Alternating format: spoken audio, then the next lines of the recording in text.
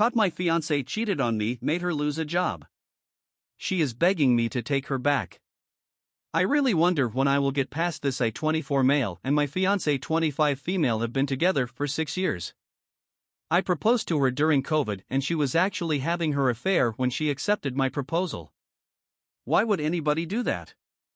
Why would someone accept a marriage proposal from one person while sleeping with somebody else?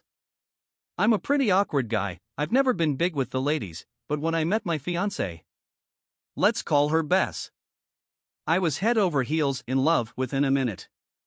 I had never been in love before, but I knew she was the one I wanted to spend my life with as soon as I met her. For some reason she seemed to really like me as well, and we were talking about kids and moving in together by the end of the week. The time up until D-Day was great, at least it was for me. Obviously couldn't have been that great for Bess. One day, I happened to see the glimpse of a message on her phone that made me pause. I laid awake that night and got up while she was sleeping and went through it. I am very comfortable with technology. I actually make a living through some mobile apps I made. I'm not super rich, but I could comfortably take a year off without suffering any long-term economic consequences. Anyway, I didn't find anything the absolutely conclusive, but I did find a lot of suspicious stuff like deleted messages. She also had a Snapchat contact with an icon that indicated a lot of interaction. There were also some pictures of a guy I didn't recognize. So I installed spyware to monitor her mobile. I just did a Google search and selected the most expensive service I could find. I could even turn the camera and microphone remotely. The next day Bess was supposed to go on a 5-day business trip. She works in sales, so this wasn't necessarily something that was strange for her. But as soon as she was out the door, the messages started going back and forth. I was devastated. I vomited several times. I just couldn't believe what I was reading. For a long time I refused to accept what it meant. I became obsessed and started going through everything I could get access to. I found out their affair had started more than 2 months before I proposed to her. Her AP, a work colleague, was a married man 10 years her senior with 3 children and a wife that was 7 months pregnant at this point. The final insult that day was when I could hear them in action in the hotel room. They professed their love for each other, badmouthed me and his wife. They talk about running away and starting a new family. I was totally distraught. I had no idea what to do. I didn't have the guts to call and confront her. In the end, I ended up calling my best friend since childhood. Let's call him K. K grew up in a Brazilian favela. He was already tough as nails when he and his mother moved in next door when I was 12. This was in the UK, by the way. K's father had died a few years before. K never really talked about it. His mother said he died in a random act of violence.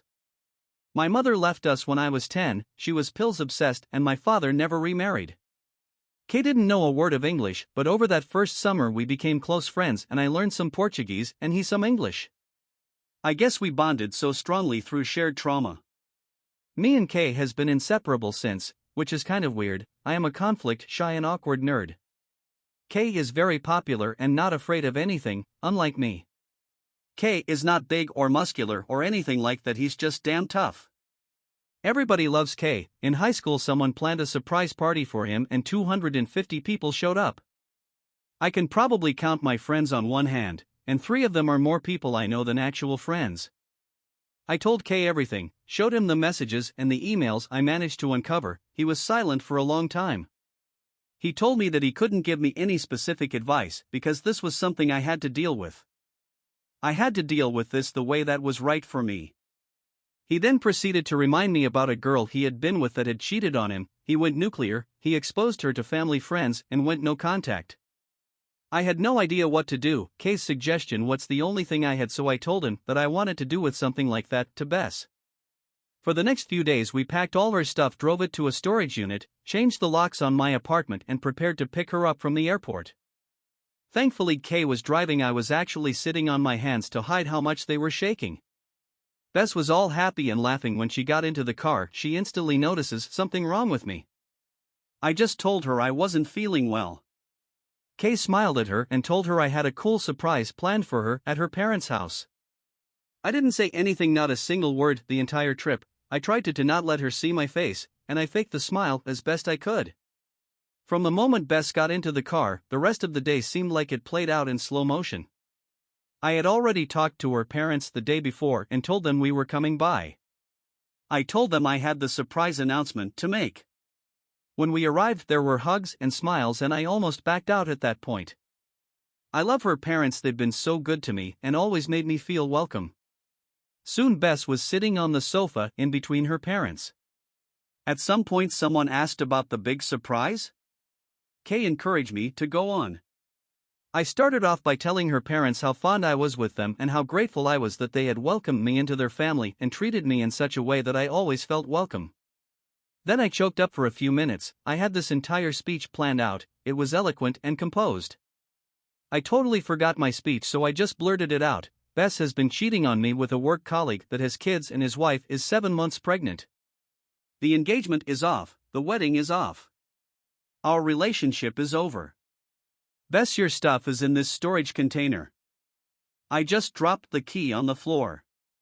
This is goodbye forever. I walked out while everyone was just sitting there silent. I heard Kay tell them that I needed time to heal and to please don't contact me unless it's absolutely necessary. In the car, Kay told me to post to the Facebook group. The Facebook group, what's where we were planning the wedding. Everybody was on there. My entire family, her entire family, friends, everyone. I posted a short message almost identical to what I told her parents and then disconnected from the group. Kay kept telling me he was proud of me, that one day I would look back at this and be happy that I stood up for myself. I was just stunned, nothing about this felt good or real. The next planned stop, what's the APS wife? When she opened the door I just blurted it all out, I didn't even introduce myself. I'm pretty sure she slapped me at some point. As I gave her a thumb drive with the evidence on it, her husband comes around the corner behind her. His wife immediately started screaming. She told him to get lost and not come near her. He tried making excuses, but as soon as he took a step forward, Kay was right up in his face instantly. You heard the lady. Get out. After a bit more back and forth, he eventually packed a bag and scuttled off. Kay talked to his wife for a while. I was just trying to process my screwed up life in my mind. In the end, we were invited inside. Kay called his mother and we agreed to spend the night until her father could arrive the next morning to pick her up. She was scared her husband will turn back up and she did not want to be alone. Inside, I was treated like I had turned invisible. No one saw me or noticed me. I just sat there crying silently. I understand she was in a much worse situation than me. I was not married and did not have kids. Still, I was breaking inside that nobody even looked at me. At some point, they all fell asleep. I still sat there crying. I decided that I was going to just end it. I started looking for pills, but I couldn't find any. In the end, I got a long tool and I planned to just push it through the heart. I held it towards my chest with both hands, and when I took a deep breath, the tool went under my rib cage and penetrated about a centimeter. I have no idea how long I stood there. In the end, I left the tool on the table and went back to my chair. There I sat crying for the rest of the night. I just couldn't get my head around what's happening. Her father arrived 5:30 in the morning. I opened the door to let him in. He was amazingly calm, considering how I looked. He calmly asked me some questions and if I was okay. I mumbled some gibberish. He went inside to find his daughter while I just stood there holding the door. Shortly after, Kate came out to talk to me. I stared at him for a minute, then I just passed out. I woke up in the hospital. It's 3 months ago now. Kay stayed with me the first few weeks after I returned home. He was scared I was going to off myself again. I haven't talked a word to my ex-fiancée. I changed my phone number, I blocked her email address and all access on social media. She has come to my door a few dozen times. She talks through the door. Sometimes she talks 4 hours. She talks about how sorry she is. She begs for forgiveness. She has told me that she has broken it off with the AP, that the APS wife is divorcing him, that she's been fired because the APS wife reported them to HR. When she comes, I just sit right inside the door. I listen to her and cry. I'm just torturing myself. I haven't responded to her yet. She's told me that she could see the door move when I leaned against it, so she knows I'm there. I haven't healed anything. I still love her like crazy, but my heart and soul is just too damaged. I am full of anger, hatred, and shame. I know I can never go back to her, it would totally destroy what little self-esteem and self-respect I still have. The confrontation at her parents' place, telling the APS wife. It gave me nothing to feel better about. If anything, I regret not just walking away. People have been telling me at some point go numb or becoming different. I hope that day is soon for me, because right now every day is hell. Update. I ended up deciding to try to talk to her parents to see whether or not they could get her to stop coming to my door. I don't really care what her reasons are, I don't care what she wants. I realize now that's my perception of her and who she actually is in real life are two different people. So she can take a long walk off a short pier for all I care, I just want her out of my life so I can move on. Maybe I get a cat or something. Anyway, before I was ready to talk to her parents, her dad showed up at my door. He had a 6-pack of my favorite beer and he asked if we could talk. I said sure, and told him I'm on my way out. Maybe we could walk and talk? I didn't want him to come inside, not just because I've been a mess and my apartment reflects that. I didn't want to let him in and maybe suddenly his daughter would be at the door or something. Or if it got awkward, I didn't want to have to tell him to leave. I am not big on confrontation, as you know. He popped 2 bottles of beer, and he just started to talk. Initially, he apologized on behalf of his daughter, then he tells me that his wife and daughter had been pressuring him to go see me to somehow get me to talk to his daughter. He proceeded to tell me that he had no intention of doing that, quite the contrary, he supported my decisions and actions.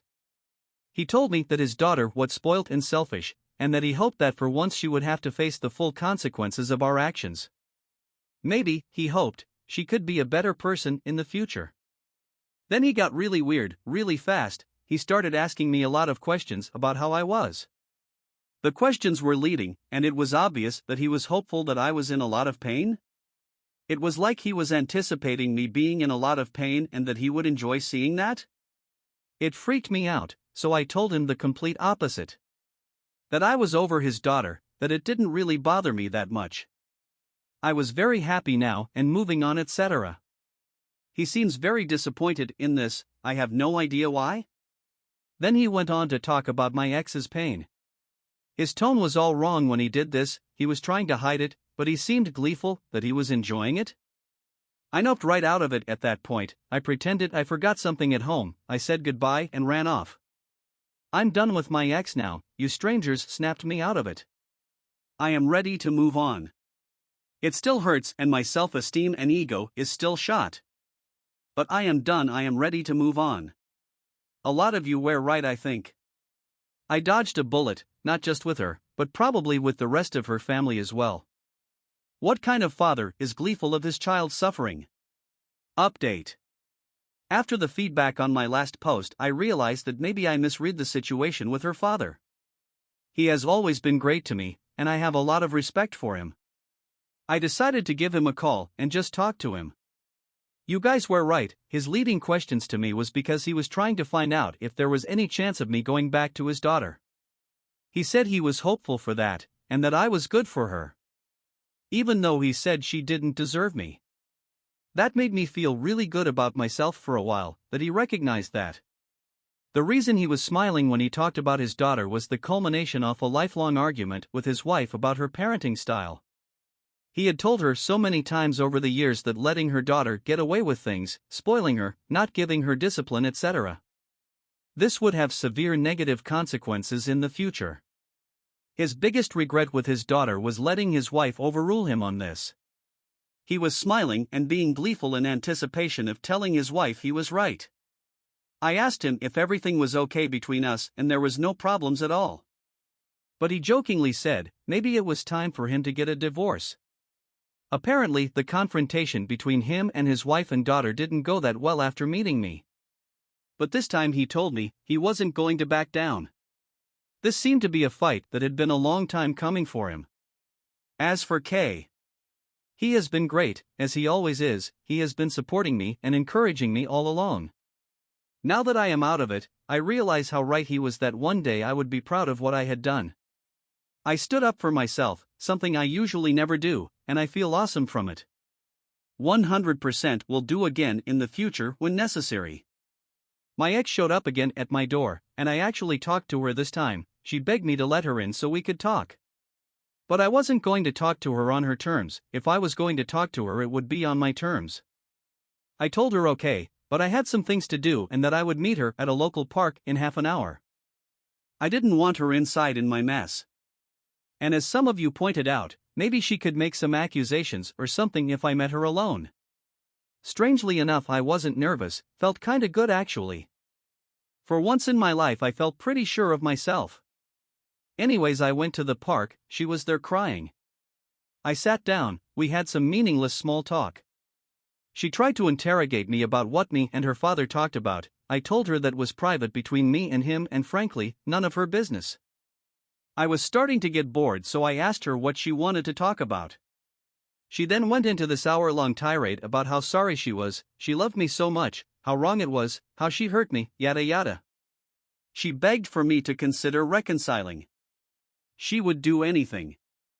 I told her I forgive her because I don't want to carry that anger, hatred, and hurt anymore. But no.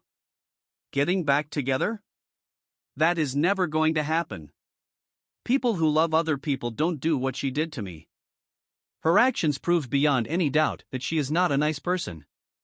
Nice people don't do what she did. I can never trust her again. I told her I want to live my life with a nice person that I can trust, a person that appreciates and loves me. And due to her actions, she is no longer a viable candidate for that role in my life. She cried hysterically. I sat there and watched. It was strange, I have never felt that detached from anybody. I actually felt upset about how little I cared. This indifference isn't me, I can't remember any other time at least. I called her dad to come get her. I told her that I hoped she would get some counseling and fix herself, something was obviously broken inside of her. I tried to encourage her that she would get through this, but she didn't really want to hear any of that. Her dad came, I explained the situation to him. I told her I wish her all the best and good luck. Then I got an Uber, went to the local animal shelter and adopted a kitten. I named the kitten Shiny. Kay joked that he was blinded by my new shiny spine. So kitten's name is Shiny to always remind me to stand up for myself. I am happy I managed to take the high road and just be honest with her without yelling or calling her names.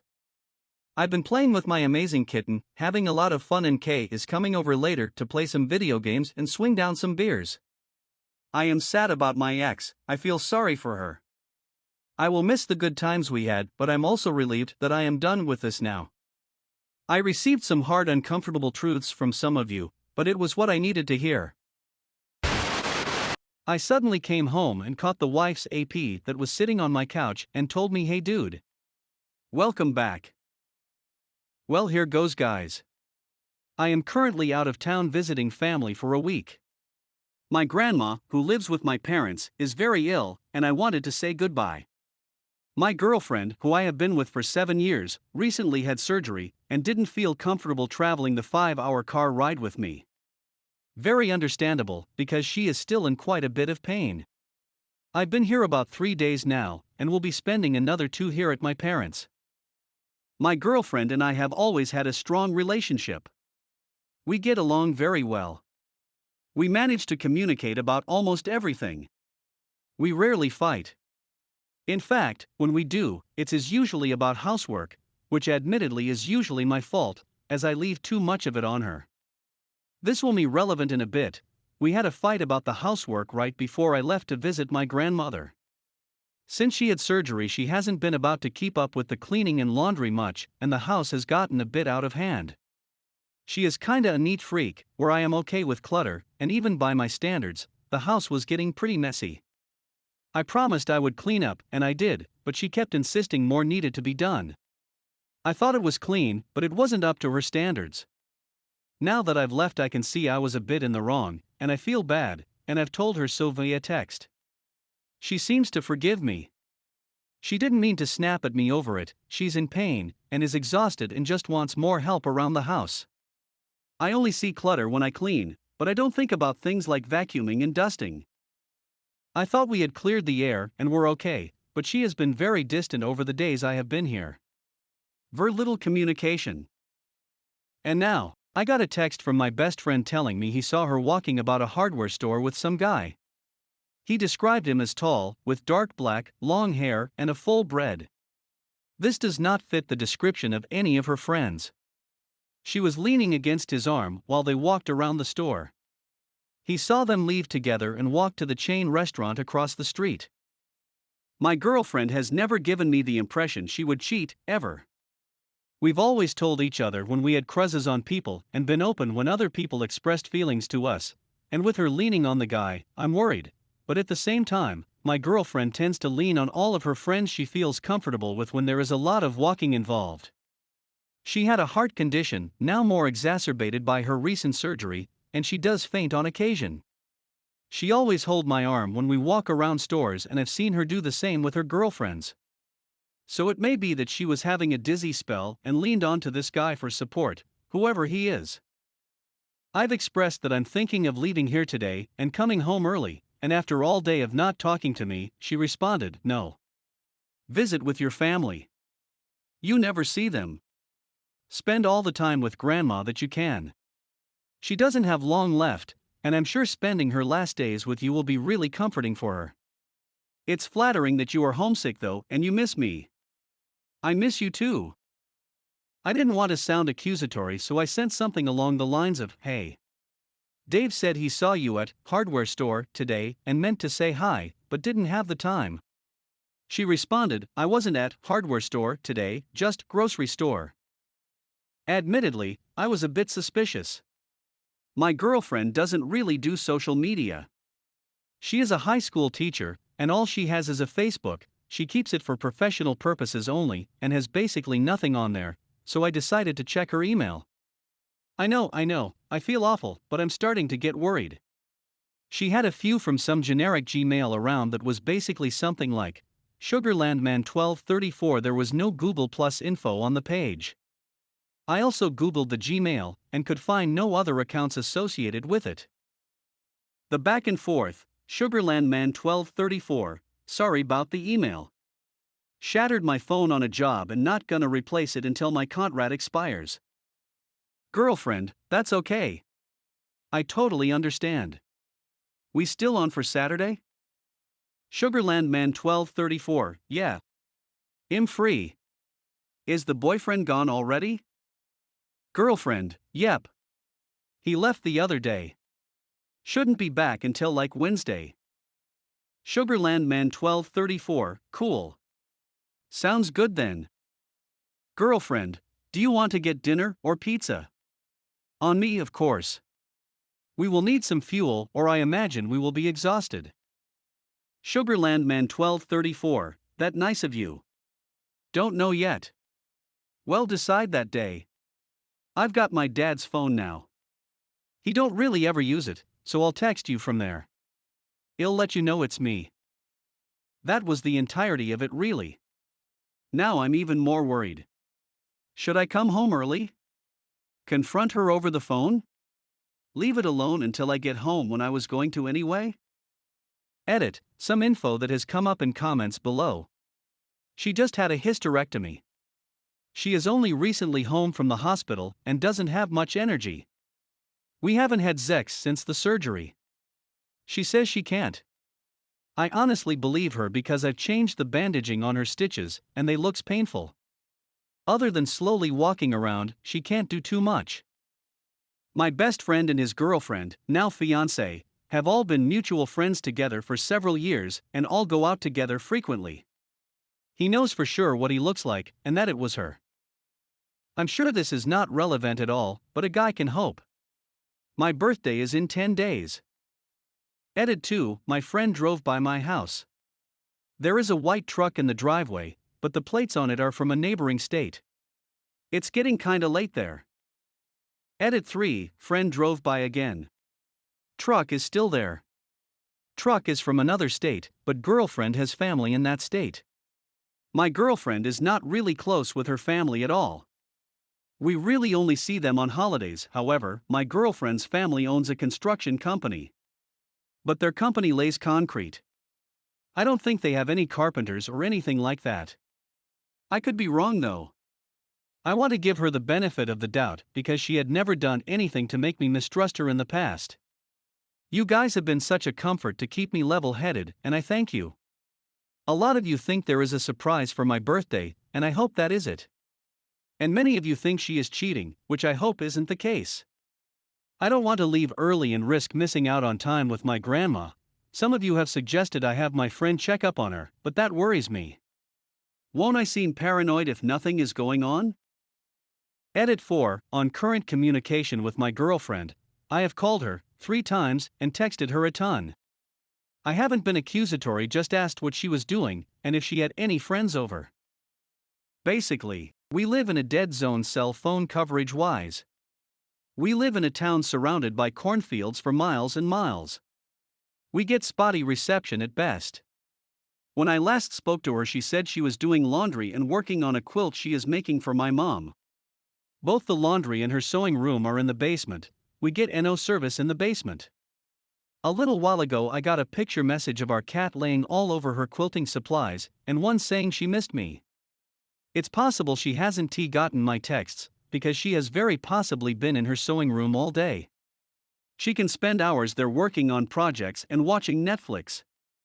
She always calls me right before she falls asleep when we are apart though, so I'm waiting for her to call me before bed now. Final edit. Still no call from her, but if she is in the basement quilting and watching Netflix, that is no surprise. She can go for hours. No idea if the truck is still there or not. My friend drove by again around 9 p.m., and it was still there. I'm not going to make him go out again. I'm thinking I will just come home when I was supposed to. If anything is going on, I have proof. I'll update as soon as I am able, or when I am actually allowed to post again. Waiting sucks. Update. Sorry for the formatting. I'm on mobile.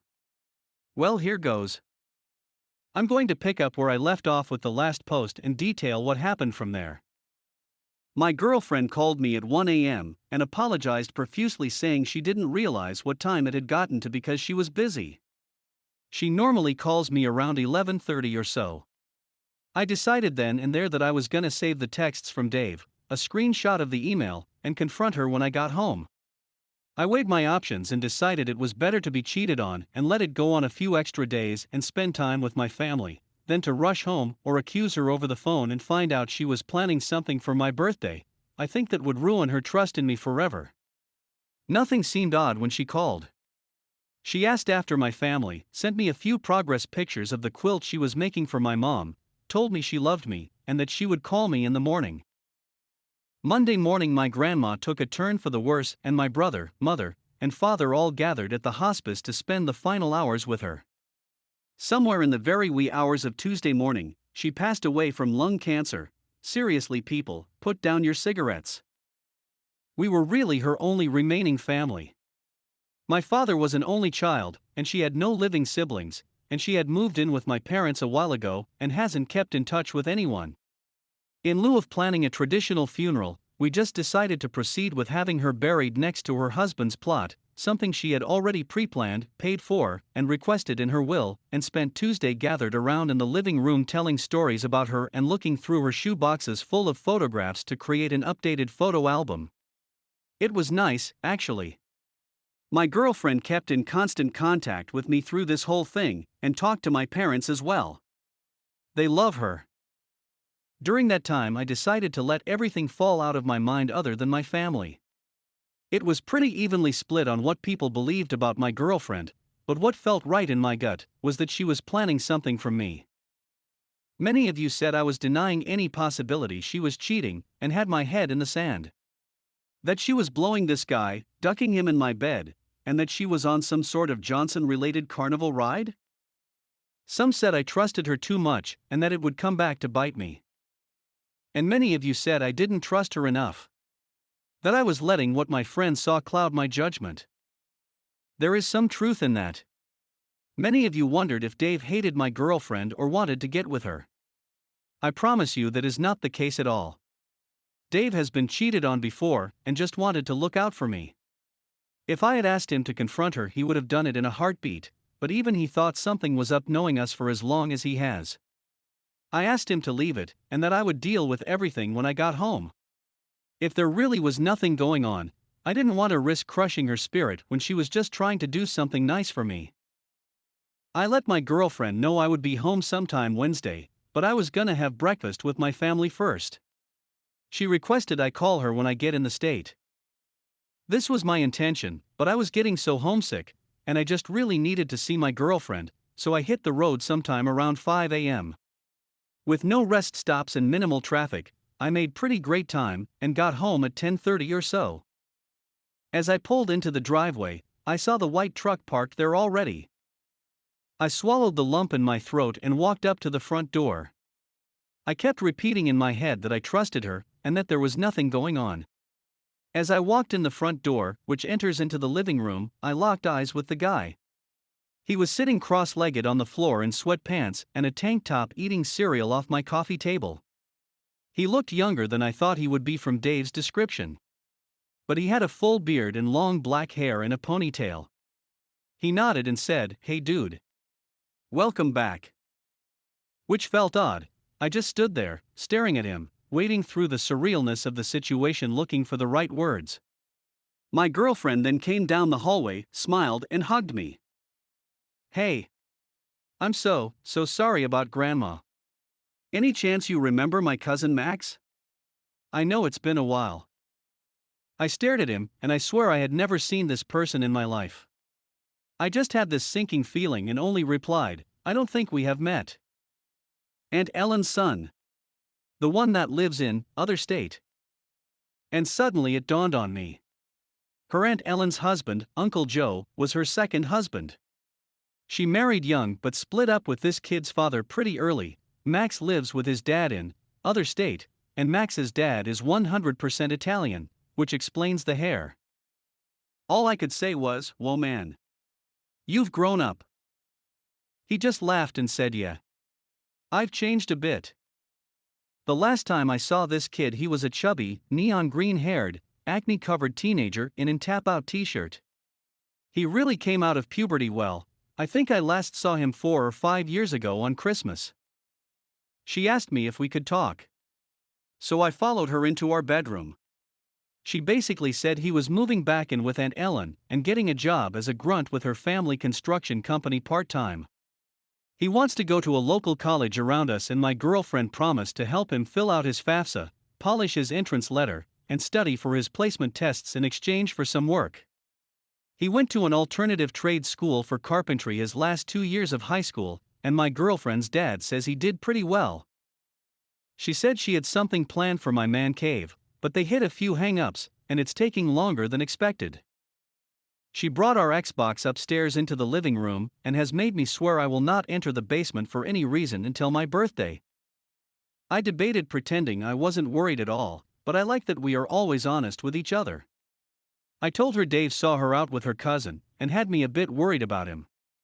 She just laughed and said, "I didn't realize he saw us together. I thought you meant he just saw me." She said they had walked basically around opposite ends of the store shopping separately. They only met up to check out. She asked why I didn't just ask her who it was. She said could have told me it was Max and still been able to keep the exchange of work under wraps, and just told me about the college thing. I basically told her I didn't want to make her feel like I was accusing her of anything, which I think she appreciated. Max is going to be staying here a few more days longer than she planned, which I wish she would have told me about, but after this, that seems like nothing at all. I think she is a bit upset that I could even think for a moment she would cheat on me, but she said she was glad I didn't come flying home early kicking doors in or anything. So I think we are good. Just in case, I'm gonna kiss her but for a while. Edit 1, maybe I should clarify that Max is not moving in with his. He is moving back in with his mom. He was already supposed to be home with her by the time I came home, but they hit some snags with whatever he is working on. He is staying a few more days to finish up then going home to his mother's. Edit 2, for those asking why my girlfriend would not tell me why Max was over, she didn't know Dave saw her with him, she just thought he saw her in the paint department by herself. I think she wanted to not arouse any suspicion at all in me. He was supposed to be done before I even got home. I remember her mentioning that he was in carpentry school. I didn't know it was part of a 2-year high school thing, and for some reason I was picturing him as a lot older than he was. I think I had him confused with his older stepbrother. I'd had my brother over when she was visiting her best friend out of state before, and it was a non-issue. We have a pretty open-door policy when it comes to close friends and family, so having him over is a total non-issue for me. I see how it would be an issue for some people. But it's not in our relationship. I think she just wanted me to spend time with my family and not focus on what was going on at home in the slightest. She was going to tell me about the FAFSA/college thing if I asked, but since I didn't, she just decided to keep it under wraps.